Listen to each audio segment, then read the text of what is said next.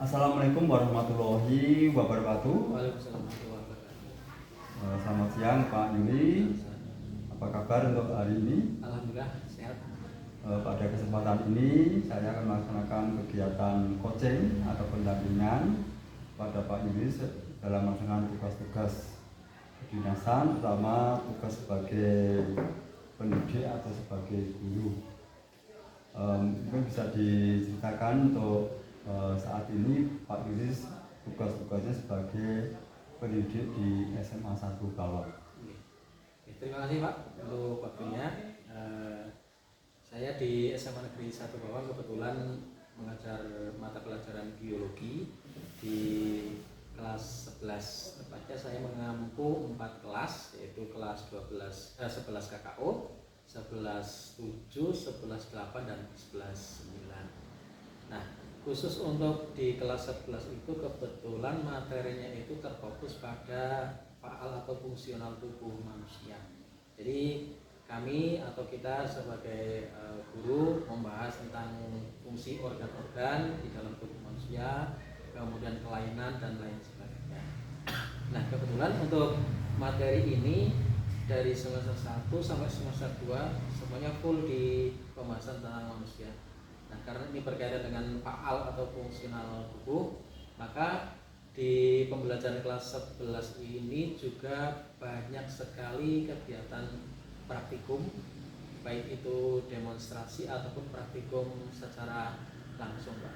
Dan tentunya untuk praktikum itu membutuhkan banyak sekali alat, bahan, dan waktu, dan karena ini juga berkaitan dengan faal dan fungsional tubuh, juga kadang-kadang ada beberapa informasi atau materi itu yang selalu terupdate karena berkaitan dengan kesehatan juga. Seperti misalnya kemarin ketika membahas sistem pernapasan itu ada salah satu bagian yang memasukkan COVID. Jadi up to date juga di materinya seperti itu, Pak. Di dalam pembelajaran saat ini apa tantangan yang dihadapi, tantangan dalam pembelajaran selama pembelajaran kelas 11 saat ini? Yang paling sering kami alami itu ketika pembelajaran itu banyak sekali anak-anak itu yang kemudian bertanya berkaitan dengan istilahnya kejadian sehari-hari gitu, Pak. Terutama adalah berkaitan dengan penyakit. Mungkin karena berkaitan dengan lingkungan mereka, berkaitan dengan apa yang mereka alami, sehingga itu sering ditanyakan. Dan kebetulan apa yang ditanyakan mereka juga ada di materi. Dan tantangan utama kami adalah ketika ada informasi atau berita yang terbaru, sementara itu belum masuk di kurikulum atau belum masuk di buku pelajaran di perpustakaan. Nah, dengan tantangan itu, tapi alhamdulillah sekarang itu zamannya digital, Pak. Sehingga karena kebetulan di kelas itu juga saya perbolehkan untuk memakai gawai, memakai HP, itu kadang-kadang kita juga berdiskusi berdasarkan informasi digital dengan browsing dan lain sebagainya. Sehingga tantangan yang selama ini yang berkaitan dengan informasi alhamdulillah bisa kami atasi. Seperti itu, Pak.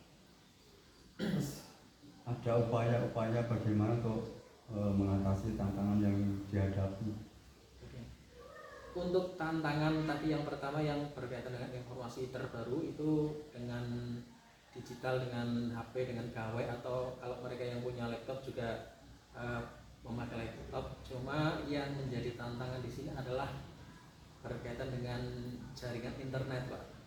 Kadang-kadang ada kelas tertentu yang mereka tidak memiliki kuota atau data, sementara wifi-nya tidak sampai di kelas tersebut. Sehingga kadang-kadang kita harus pandai-pandai mencari tempat yang ada wifi-nya. Itu yang pertama. Kemudian yang kedua, jika ada informasi yang seperti itu biasanya nanti kita aplikasikan di praktikum.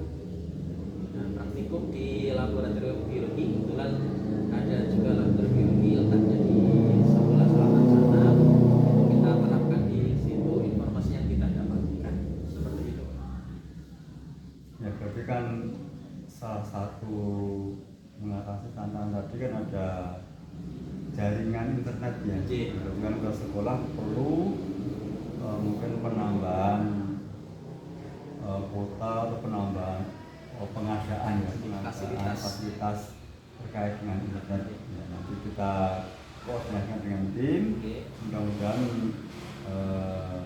bisa difasilitasi terutama untuk jaringan internet untuk peningkatan pelayanan pembelajaran di kelas. Selanjutnya Pak Yuli, tadi beberapa tantangan dan upaya mengatasinya. Mungkin berikutnya langkah-langkah apa yang akan dilakukan Pak Yuli terkait dengan pembelajaran ke depan?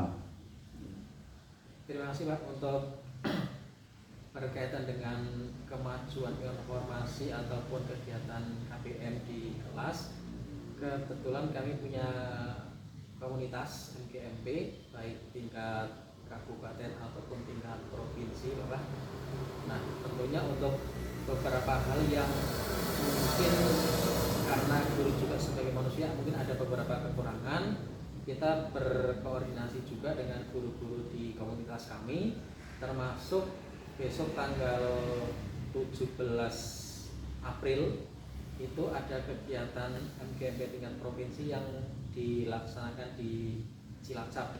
Nah, insya Allah nanti dari sekolah ini saya sebagai guru biologi kelas 11 bersama dengan Bu Septiana kelas 10 itu insya Allah mengikuti kegiatan MGMP di Cilacap tingkat provinsi di Universitas Islam Cilacap di sana, dan mudah-mudahan dengan kegiatan itu nanti ada beberapa informasi untuk perbaikan mutu dan perbaikan proses belajar mengajar di sekolah. Ya, jadi langkah-langkahnya bisa melalui komunitas ya, komunitas belajar baik MGMP kabupaten, terutama MGMP provinsi untuk pengembangan kompetensi diri dalam meningkatkan mutu pembelajaran. Terus berikutnya dari apa yang sudah dilakukan ya, terkait dengan perencanaan pembelajaran dan nantinya pelaksanaan pembelajaran, apa hasil yang nanti diharapkan kaitannya dengan peningkatan mutu pembelajaran di sekolah. Terima kasih. Harapan terbesar saya itu sebenarnya di kemandirian informasi siswa atau murid, karena zaman sekarang itu sesuai dengan slogan dari kementerian itu bahwa guru itu bukan satu-satunya sumber informasi. Jadi informasi yang berkaitan dengan pembelajaran, dengan pelajaran atau dengan materi itu bisa didapatkan dari mana saja. Sehingga di sini harapan saya itu ketika saya mengajar itu tidak pure 100% saya ceramah, tapi anak sudah punya bekal, sudah punya sumber informasi lain, dan yang itu bisa nanti menjadi bahan diskusi di kelas, sehingga tidak banyak waktu yang terbuang untuk menerangkan satu materi, sementara materi itu sebenarnya sudah didapatkan dari sumber-sumber yang lain, sehingga di dalam kelas nanti bisa berjalan lebih hidup karena ada diskusi dengan baik antar siswa maupun antara siswa dengan guru, seperti itu. Ada hal-hal yang mungkin disampaikan Pak Yuli terkait dengan sekolah, apa yang mungkin bisa disampaikan masukan untuk sekolah terkait dengan pembelajaran, terutama pembelajaran biologi? Sebenarnya di sini lebih cenderung ke fasilitas, Pak.